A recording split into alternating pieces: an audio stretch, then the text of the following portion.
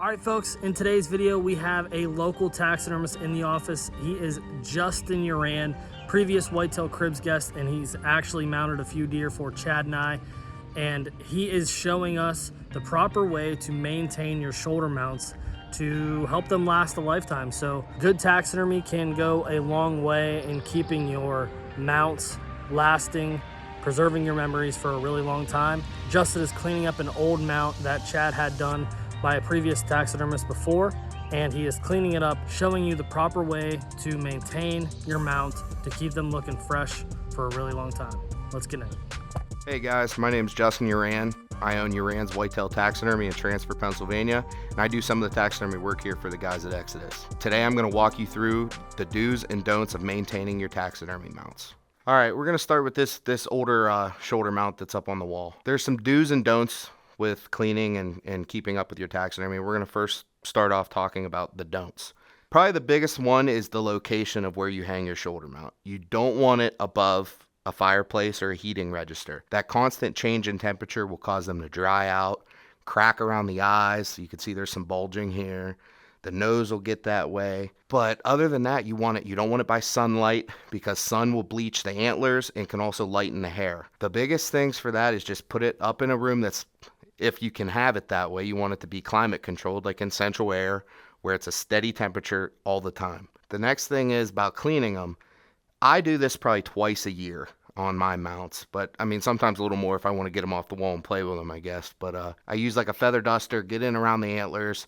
Like this one here has some cobwebs from just being up on the wall for as long as it's been. I always go to local dollar store.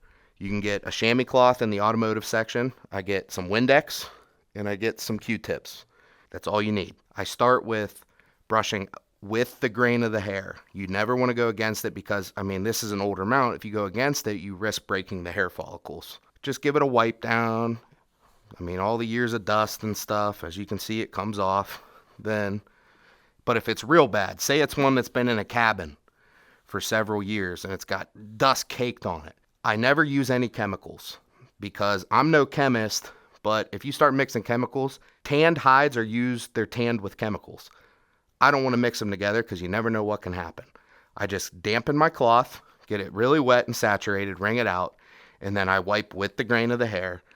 And that's basically all you need to keep your hide looking nice, if the tanned hide is done correctly. The next thing I do, I get a Q-tip with just Windex. You can get it at any store.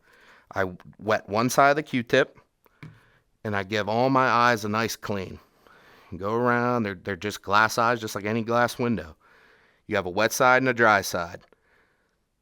Just polishing them up. I mean, it's very self-explanatory, but that's what I do to keep my older taxidermy mounts looking fresh. Now to talk about the newer style mounts. If you have a mount that is, the cape is done right and tanned properly, you shouldn't have to worry about any cracking, drying out, splitting. None of that. I mean, then you can pan over and look at this one here. This one is done correctly. This one is a short-haired cape, and it's actually fairly new mounted, but I'll give this one the same deal. You wipe it down with the grain of the hair just to get all the dust off of it. Like I said, I do this probably 2 to 3 times a year. And then grab another Q-tip. Give the eyes a nice polish.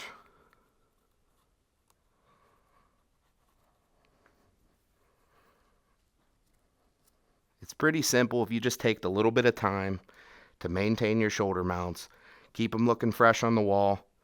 You'll have no problem lasting a lifetime with displaying your trophy. My opinion is, if you spend all that hard-earned time, money, everything to be able to hunt and do what we love to do, and you want to cherish that animal up on the wall, you need to do that extra little bit to keep them looking fresh. That's just what I do.